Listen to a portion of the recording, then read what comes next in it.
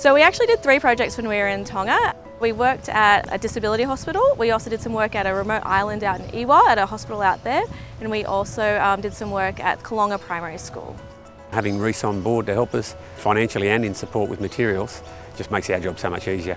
With our strong relationship with Reece as pretty much our #1 supplier, we knew we could ask for their help. At the Disability Centre, we were providing some clean water, so some showers, toilets and some bubblers.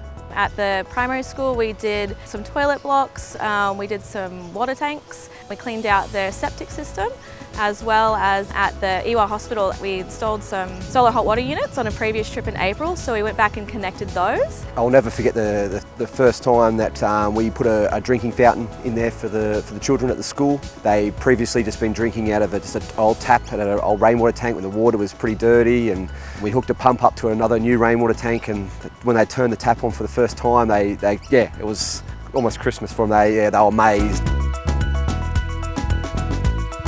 Heaps more kids now are coming to the school just because they have those facilities. It's a safer environment, good drinking water. And at a hospital, the disability hospital, previously they had just cold showers with no pressure. Now that's fully pressured with hot water. About 20 years ago, I was in a fairly remote part of Papua New Guinea and stumbled across a little village that had a half-built school. Jungle was starting to grow over the school, and I had a fairly heartfelt conversation with a guy that asked me to help build that school and make it happen. I actually failed, wasn't able to bring it together, just the logistics and the lack of resources beat me in the end.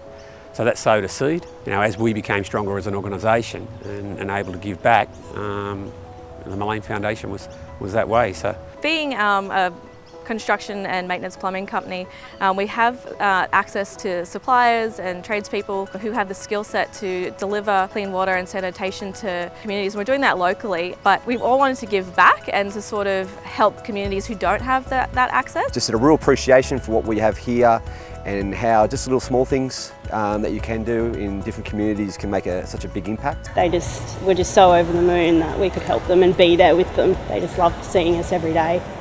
Yeah.